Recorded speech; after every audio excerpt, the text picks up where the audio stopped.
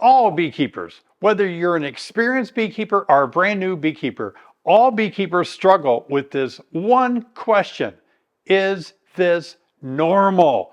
Oh my gosh, every conference that I go to, every bee club that I speak at, I'll tell you what, people are coming up to me all the time, taking out their cell phones and showing me a picture, and they're trying to show me, scroll through things and say, is this normal? But they don't know the difference. It's amazing. And of 600 videos that I've made here on YouTube, I don't think I've ever made a video about this right here, where I'm going to show you frame by frame what's normal and frame by frame what that disease is. This is going to be critical for us today to really start getting into the hive and learning what we're looking at, so that you can have an arsenal of information at your disposal when you go out there and do an inspection. I'm going to educate you today. Stay with me through the whole video. I want my passion today is to empower you to have the knowledge and be able to go out there and say, this is normal, or uh-oh, this is not normal, and I know exactly what to do. Let me start with this one, because this one is really quite strange. I'm going to move it out of the way so you can see it better, but look at this. You might have really good eyesight and can see this. This is kind of a close-up picture. But what we're looking at here, can you guess what this is?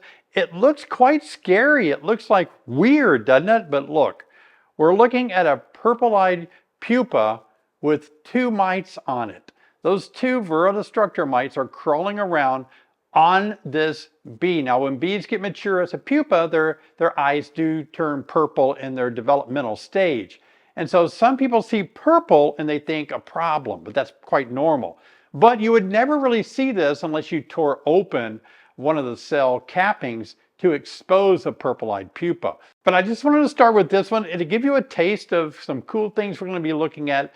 And we're going to also look at very normal stuff. So we're going to look at some things that are like, oh no, scary bad. We're going to look at a lot of things that are like, okay, certainly benign, healthy, no problem. Now take a look at this one. I've only had this one time. Can you guess what this is? This is probably looking at a bottom board. It's a bottom of a hive maybe, but you see these little mummies on the outside of your hive. This is known as chalkbrood. Now this is a fungus and it gets in your bees. We usually see this in the spring. I've had it one time in all my years of beekeeping. And it looks like the mummies, the mummified, just kind of become like chalk. They say you could take one of these and write on a chalkboard with it. I don't know if that's why it's called chalkbrood, but it looks like chalk. Now, it's not always white. I think if you look closely in the picture here, you can see some that can actually become darker or almost greenish. But this is a fungus that happens sometimes early in the spring when there's a lot of moisture. And it's not completely irreversible if your colony has it. I made an early split one year, and I didn't have enough bees in there to take care of that split. And that's how I got this chalkbrood like this. But it's manageable. You can work with it. You can get over it. I just want you to see what these things look like. So when you see it, you're not going to have to wonder if it's normal or not. This is not normal. We don't want to see this. If you see it in your hive, not normal. Now let's look at what's normal. Take a look at this. This is a normal frame of capped over brood. It is a good frame. We're always looking at the brood pattern. We say this is a solid brood pattern. You can see that there are some cells that haven't been capped over. And I showed in a couple of videos back a way that you can test for brood viability. You can just take a little square of 100 of these cells. It'd be a 10 by 10 square. And then you can look at how many open cells or uncapped cells there are. And you minus that out and it gives you a percentage. It shows you of brood viability, how well this queen is laying.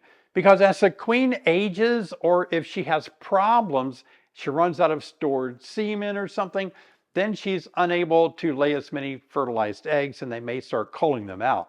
But in this case, this is a good frame. You see brood in the center, and then often you'll see the stored resources surrounding this brood frame because they feed their bees before they're capped. They'll feed them with things like, of course, royal jelly from the nurse bees, but they'll also feed them honey, nectar, and pollen. Now, you might see more open cells in this area right here, but in that case, it could be that the bees are just emerging. They're of the proper age, 21 days old for worker bees.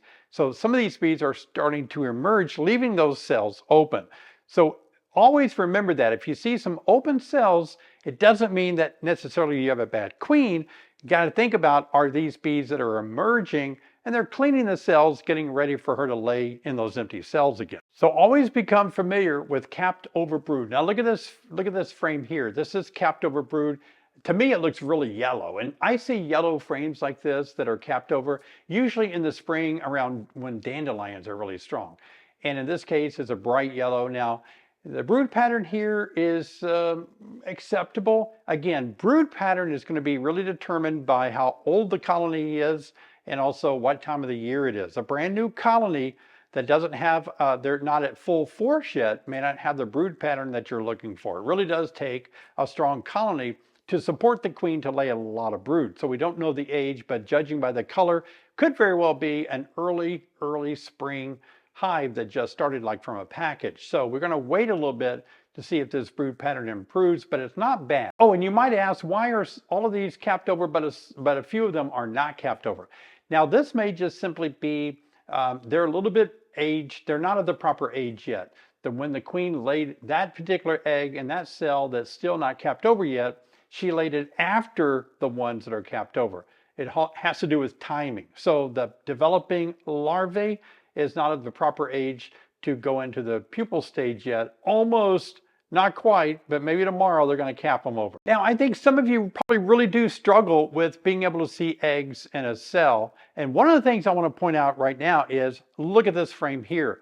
Now, this frame does not have any eggs in it. You see something in there, right?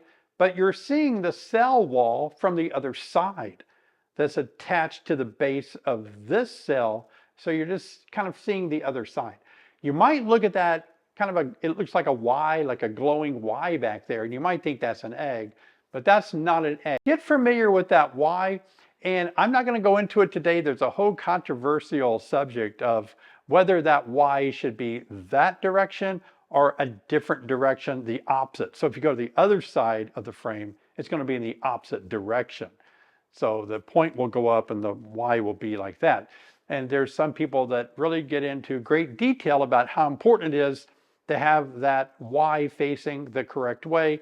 That's not today's discussion, but I wanted you to at least know about it. All right, look at this frame here. Now this can be a challenging frame. Some beekeepers might pull this up and take a look at it and wonder, what is this? Is this brood?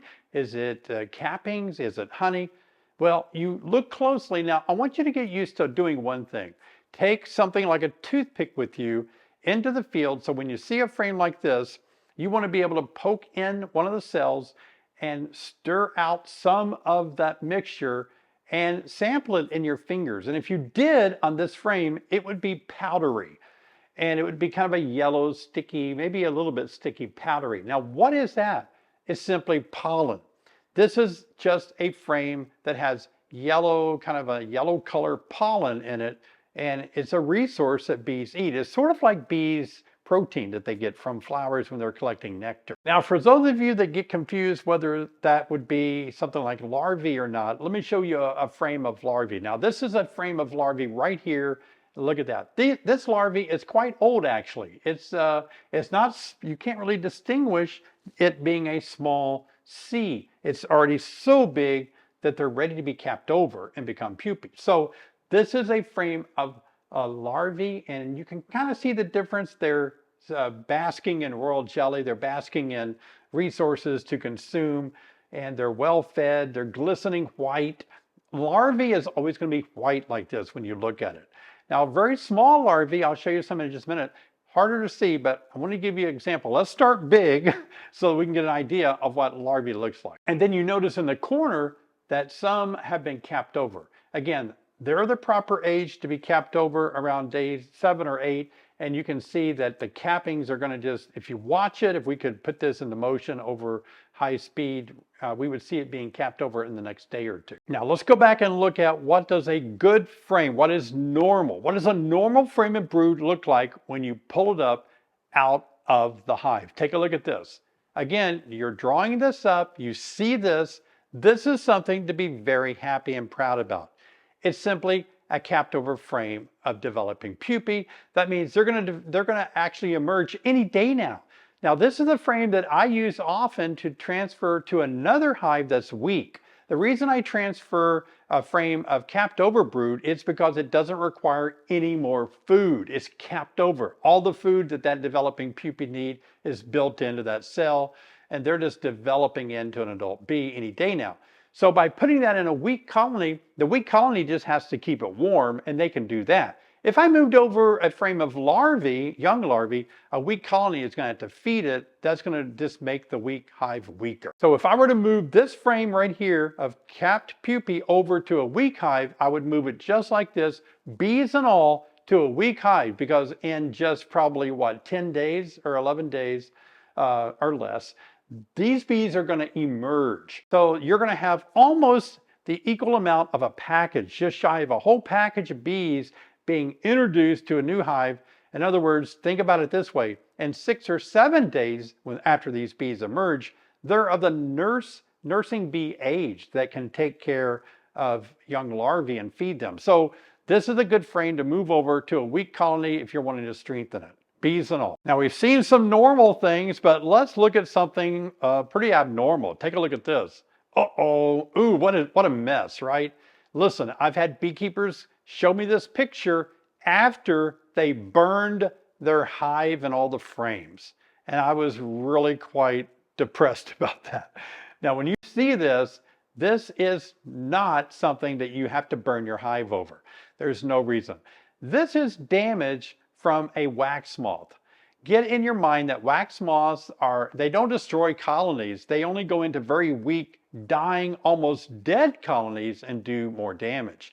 So wax moths are kept in check by strong, healthy colonies. If you see this, it's kind of a slap on your hand that you missed your hive getting weak, and it got so weak that the wax moth moved in, they flew in, started laying eggs, and that larvae just goes through that wax moth larvae just kind of burrows its way through the comb, consuming things. They defecate all through your comb, leaving little black droppings, and they have this silk webbing that just becomes part of as they consume this comb. That's one of the reasons I think plastic is more beneficial, because you can recover from wax moth damage pretty quickly. Now the best way to deal with this, if this comb is okay, not torn up all the way yet, you can take this out and freeze it for 2 or 3 days. That will kill all the eggs, all the larvae, everything of the wax moth that's on there, and put it back in a hive. I've made videos of this, and let the bees clean it up. And in no time, in a day or two, they will clean all that out and shine it up, add new wax. It's beautiful. So don't destroy, don't burn wax moths damaged frames like that. Just put them in strong colonies after you freeze them and let them straighten them out. I really hope you're enjoying this as much as I am, because I love teaching you guys this stuff. Look at this frame. Oh my gosh. This is oftentimes something that beekeepers that are new don't really know how to identify.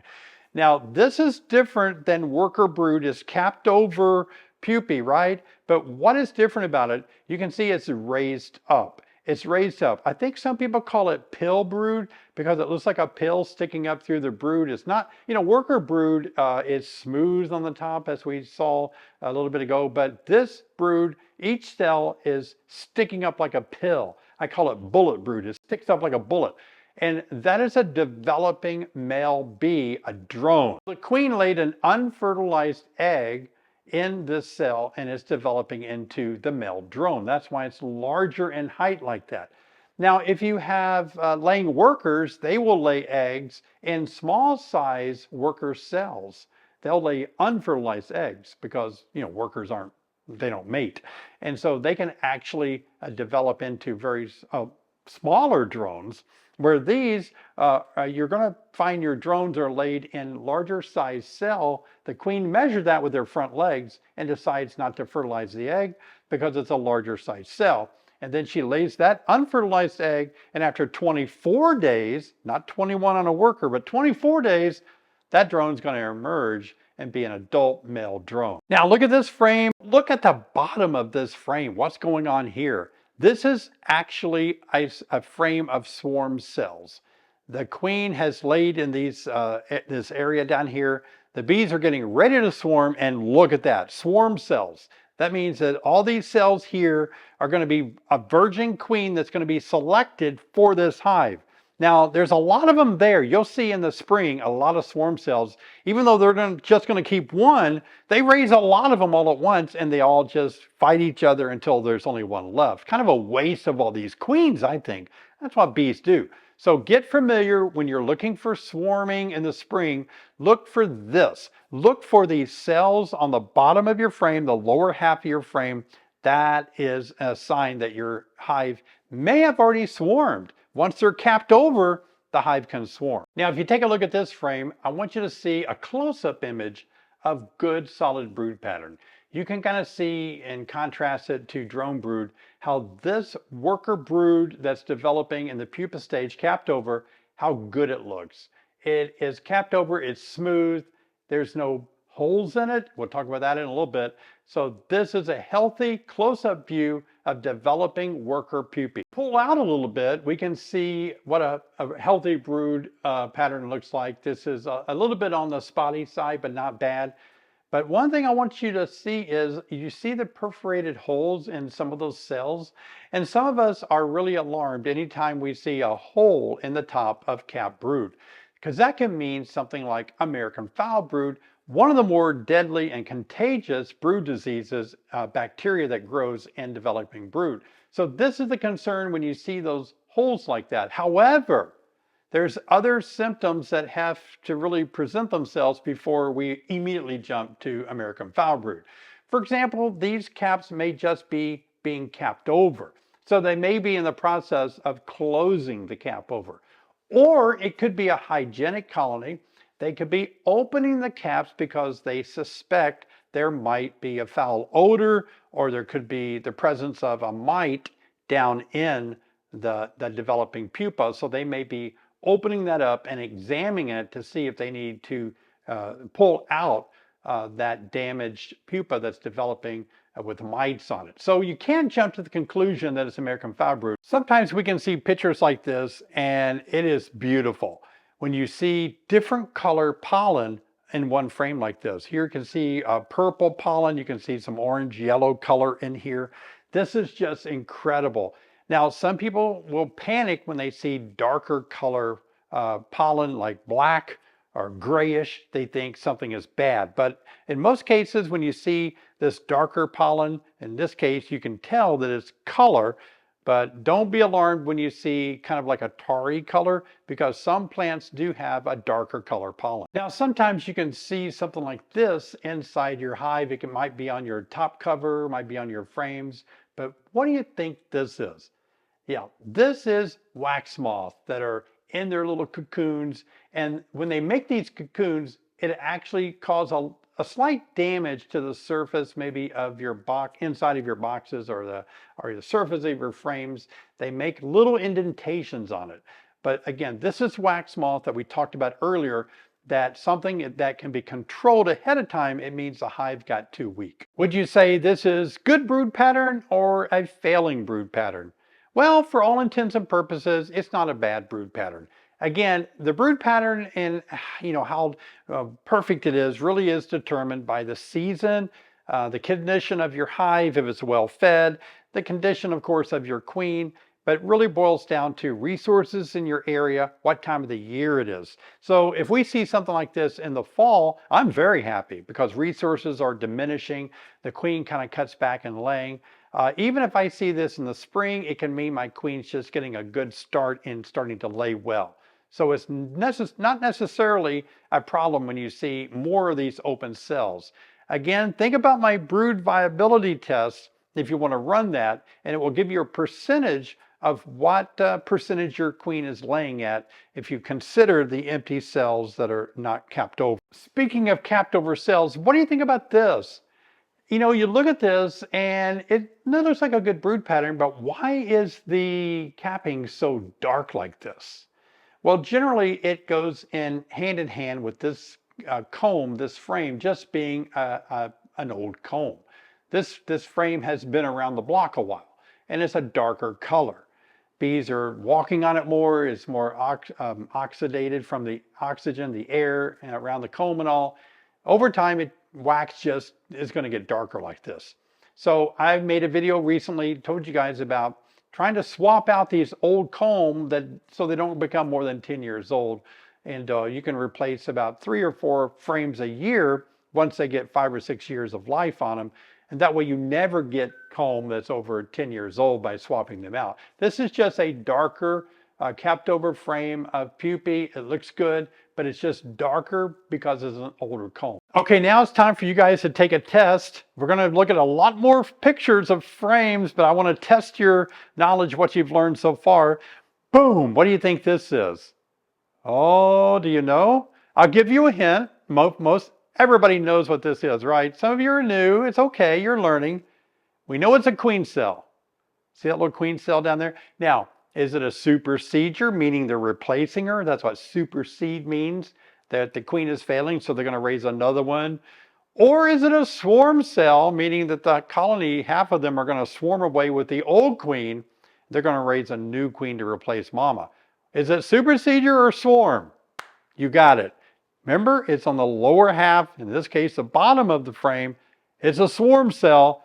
This hive either just has recently swarmed or is about to swarm. Remember, once that's capped over, they can swarm any day. Oh, I love to pull a frame up and look at this beautiful developing larvae. Oh my gosh. And it's getting older, almost ready to be capped over.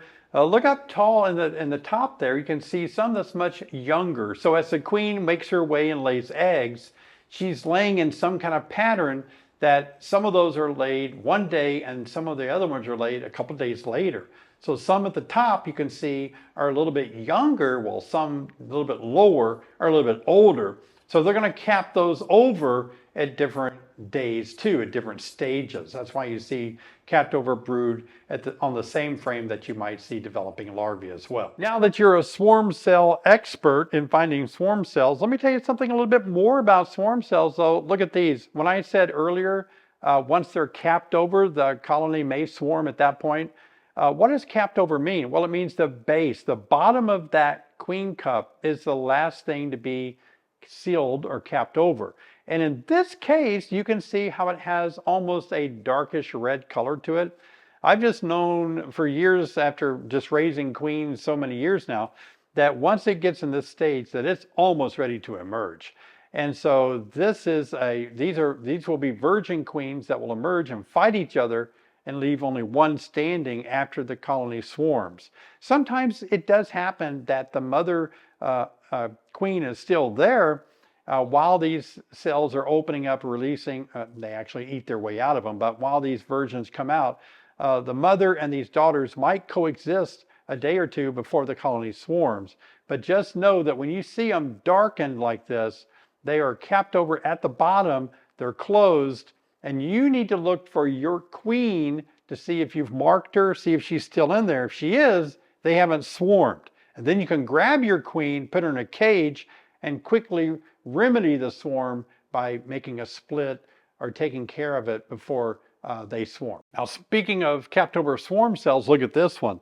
Not capped over, and a lot of times you guys hear me talk about this when I'm out there looking at hives. I'll say, oh, look, there's a queen cup. We need to look and see if we can see a developing larvae in there. Sometimes they have these emergency queen cups there with nothing in it. And you'll see that quite often in your hives. It doesn't mean anything. It's there just in case.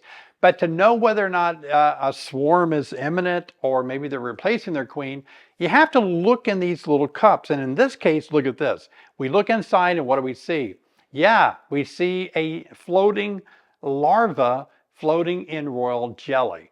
And so this is a viable, a fired up cell that is developing. Sometimes you take your flashlight and have to look up in there, but definitely you can see that is a larva. And since it's fertilized larva and it's in a queen cells are vertical on the frame, it's always going to be a queen. So in this case, it's going to have an abundance of royal jelly. And once she emerges, they're going to continue feeding her royal jelly her whole life.